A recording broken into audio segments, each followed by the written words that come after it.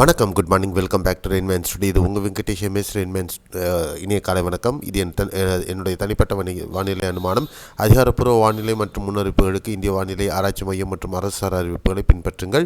நம்ம சேனல் இதுவரையும் நீங்கள் சப்ஸ்கிரைப் பண்ணலன்னா சப்ஸ்கிரைப் பண்ணிவிட்டு பக்கத்தில் இருக்கிற பெல்லைக்கான் தொட்டு ஆல் நோட்டிஃபிகேஷன் எனேபிள் பண்ணிக்கோங்க. மறக்காமல் வீடியோவை லைக் பண்ணிவிட்டு ஷேர் பண்ணிடுங்க. அப்போ தான் நம்ம கொடுக்கக்கூடிய முழு எஃபோர்ட்டும் வந்து ரீச் ஆகும். இன்றைய வானிலை அனுமானம் 16 டிசம்பர் 2025 பொறுத்தவரையும் உயர் அழுத்தம் மேலே பார்த்திங்கன்னா ராஜஸ்தான் பகுதிகளுக்கு ஷிஃப்டாக இருக்குது. அதே நேரத்தில் வறண்ட காற்று பொறுத்தவரையிலும் மத்திய இந்தியா, மத்திய ஆந்திரா வரலையும் நீடிச்சுக்கிட்டு இருக்குது. இப்போது கிழக்கத்திய காற்று முழுவதுமாக தமிழகத்துக்குள் வந்திருக்கு. இதனால் விடியற்காலில் இருக்கக்கூடிய அந்த குறைந்தபட்ச வெப்பநிலையில் சற்று வாமான கண்டிஷன், அதில் ஒரு மாற்றம் இருக்குது. ஸோ இந்த இருமிகு காற்று வந்ததுனால அந்த குளிர்காற்றினுடைய தாக்கம் குறைஞ்சிருக்கு அப்படின்னு நம்ம சொல்லலாம். அதே நேரத்தில் இந்த கிழக்கு திசை காற்று காரணமாக சில பகுதிகளில் மழை தொடங்க இருக்கிறது. இது அடுத்த 24 36 மணி நேரம் வரலையும் தமிழகத்தில் நீடிக்க வாய்ப்பு. அதாவது டெல்டா வரலையும் அடுத்த 36 மணி நேரத்திற்கும், கீழே தென் தமிழகம் வரலையும் 48 மணி நேரம் வரலையும் தொடர்வதற்கு வாய்ப்புகள் இருக்கும். திருப்பி அதுக்கு பின்னால் என்ன ஆகும் அப்படின்னா, இந்த மேலழுத்தம் இருக்கக்கூடிய அந்த ராஜஸ்தான்கிட்ட இருக்கக்கூடிய அந்த உயரழுத்தம் மேலும் மத்திய இந்திய பகுதிகளுக்குள் ட்ரிஃப்ட் ஆகி அதிலிருந்து வறண்ட காற்றை முழுவதுமாக தமிழகத்துக்குள்ளே கொண்டு வரும். இது ஒரு வடகிழக்கு பருவமழை முடிவுக்கு வந்திருக்கு அப்படிங்கிறத காட்டக்கூடிய அமைப்புகள்னு சொல்லலாம். இந்த கான்டினென்டல் ட்ரையர்னு சொல்லக்கூடிய இந்த மத்திய இந்தியாவிலேருந்து வரக்கூடிய வறண்ட காற்று எப்போ நம்ம அதிகமாக ஆக்கிரமிக்குதோ, எப்போ குளிர் நிலைமையை அதிகமாக்குதோ, இந்த அமைப்புகள் வடகிழக்கு பருவமழை ஒரு செசேஷன் பீரியடில் இருக்குது அப்படிங்கிறத நமக்கு தெரியப்படுத்துது அப்படிங்கிறத நம்ம எடுத்துக்கலாம். அடுத்து இந்த செயற்கைக்கோள் புகைப்படம் 5:30 எடுக்கப்பட்டது. இதில் பார்த்திங்கன்னா ஒரு டென்ஸான கிளவுட் கன்விக்ஷன், அதாவது அடர்த்தியான மலைமேகங்கள் தமிழகத்தையும் இலங்கையும் ஒட்டியும் தெற்கு வங்கக்கடல் பகுதிகளிலையும் இருக்கிறத நம்ம பார்க்குறோம். இந்த கிழக்கு திசை காற்றினால் இருக்கக்கூடிய அமைப்பு.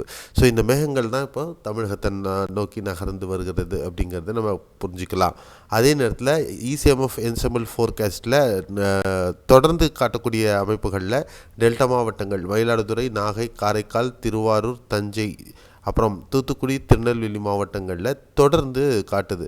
இதில் இந்த 3 நாளில் அதிகபட்சமான மழை கொடுக்கக்கூடிய இடங்களில் அப்படின்னு பார்க்கும்பொழுது டெல்டா மற்றும் தென் தமிழகம் தான் டாமினண்ட்டாக இருக்குது. அதே நேரத்தில் சென்னை பொறுத்தவரையிலையும் சென்னை, செங்கல்பட்டு, காஞ்சிபுரம், திருவள்ளூர் இந்த மாவட்டங்கள்லாம் வந்து லேசானது முதல் மிதமான மழை வரலையும் தான் எதிர்பார்க்க முடியும்.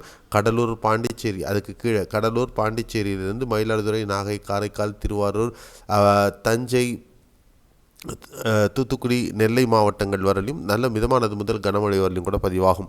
ஆனால் அதே மதுரை, திருச்சி, சேலம், ஈரோடு, கோவை, உதகமண்டலம் மாவட்டங்கள்லேயும் சென்னை, திருவள்ளூர், காஞ்சிபுரம் மாதிரியே ஒரு லேசானது முதல் மிதமான மழை தான் நம்ம இதில் இந்த எபிசோடில் இந்த கிழக்கு திசை காற்றில் அடுத்த 48 மணி நேரத்திற்கு நம்ம எதிர்பார்க்க முடியும். அப்படிங்கிறது தான் இந்த வானிலை படிமங்களில் இருக்கக்கூடிய ஒரு பெரிய இது வந்து கடைசியாக நம்ம 5 நாட்களில் பார்த்ததில் ஒரு கன்சிஸ்டண்ட்டான டேட்டா நமக்கு டிரைவாக இருக்கிறத நம்மளால் புரிஞ்சிக்க முடியுது. ஆனால் அதே 14 நாள் லாங் ரேஞ்சு நீண்ட கால வானிலையில் நம்ம பார்த்தோம் அப்படின்னா மாற்றங்கள் இருந்துக்கிட்டே இருக்குது.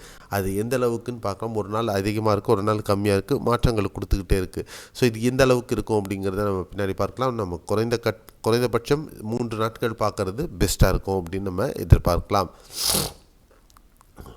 கேரளாவிலையும் மாற்றங்கள் தொடர்ந்து இருந்துக்கிட்டே இருக்குது. பட் பெரிய அளவுக்கு ஏற்றம் இல்லை அப்படிங்கிறது தான் பார்க்குறோம். ஒரு லேசான மிதமான மழை வரலையும் தான் கேரளாவில் இப்போ வரலையும் இருக்குங்கிறதையும் நம்ம பார்க்குறோம். இதை பேஸ் பண்ணி அடுத்த 24 மணி நேரத்தில் பொறுத்தவரையிலையும் சென்னை, திருவள்ளூர், காஞ்சிபுரம், செங்கல்பட்டு, ராணிப்பேட்டை, வெள்ளூர், திருப்பத்தூர், கிருஷ்ணகிரி, தருமபுரி, சேலம், நாமக்கல், ஈரோடு, திருப்பூர், கோவை, நீலகிரி மாவட்டங்களில் பரவலாக லேசானது முதல் மிதமான மழை இருப்பதற்கு வாய்ப்புகள் இருக்குது.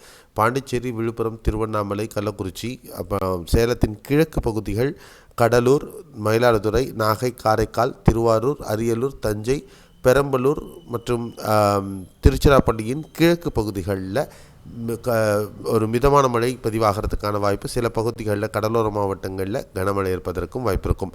திருவாரூர் மற்றும் கீழே புதுக்கோட்டை கடலோர பகுதிகள் மற்றும் ராமநாதபுரம், ராமேஸ்வரம், தூத்துக்குடி, தென்காசி, நெல்லை மாவட்டத்திலும் பரவலாக மிதமான மழை, ஒரு சில பகுதிகளில் கனமழையாகவும் இருக்க வாய்ப்பு இருக்கும். மாஞ்சோலை இந்த மாதிரியான பகுதிகளில் கனமழை இருப்பதற்கு வாய்ப்புகள் இருக்கும். அதே நேரத்தில் வால்பாறையிலும் கொஞ்சம் கனமழை இருப்பதற்கான சாத்தியக்கூறுகள் இருக்கும். திண்டுக்கல், பொள்ளாச்சி மாவட்டத்திலையும் இன்றைக்கு மிதமான மழை பதிவாகிறதுக்கான வாய்ப்புகள் இருக்கும். மற்றபடி கரூர், புதுக்கோட்டை, இந்த பக்கம் மதுரை, சிவகங்கை, விருதுநகர், தேனி, கன்னியாகுமரி மாவட்டங்களில் மேகமூட்டத்துடன் ஒரு சில பகுதிகளில் லேசான மழை பதிவாகிறதுக்கான சாத்தியக்கூறுகள் இருக்கும் அப்படின்னு நம்ம எதிர்பார்க்கலாம். இதுதான் அடுத்த 24 மணி நேரத்திற்கு நம்ம எதிர்பார்க்கக்கூடிய மழை. கேரளாவில் பொறுத்தவரையிலும் பெரும்பாலும் லேசான மழை பதிவாகிறதுக்கான வாய்ப்புகளே இருக்கும். அதே நேரத்தில் ஆந்திராவில் திருப்பதி, சித்தூர் மாவட்டத்தில் லேசானது முதல் மிதமான மழையும், கர்நாடகாவில் பெங்களூரு, மைசூர் மாவட்டங்களில் ஒரு சில பகுதிகளில் லேசான மழையையும் நம்ம இன்னைக்கு எதிர்பார்க்கலாம். இதுதான் அடுத்த 24 மணி நேரத்திற்கு ஏற்படக்கூடிய அமைப்புகள் பற்றின அப்டேட். நம்ம அடுத்த காணொலியில் விளக்கங்களுடன் சந்திக்கலாம். அதுக்கு முன்னாடி நவ்காஸ்ட் அலர்ட்டை தொடர்ந்து உங்களுக்கு கிடைக்கணும்னா கீழே டிஸ்கிரிப்ஷன் பாக்ஸில் நம்முடைய WhatsApp channel, Facebook, Twitter, Instagram பற்றின எல்லா லிங்க்குமே அதில் இருக்குது. அதை கிளிக் பண்ணி நீங்கள் அந்த லிங்கை கிளிக் பண்ணி நம்ம கூட இணைந்திருக்கலாம். மீண்டும் ஒரு காணொலியில் சந்திக்கலாம். அதுவரை உங்களிடமிருந்து விடைபெறுகிறேன். நன்றி, வணக்கம், bye bye, C you, have a nice day.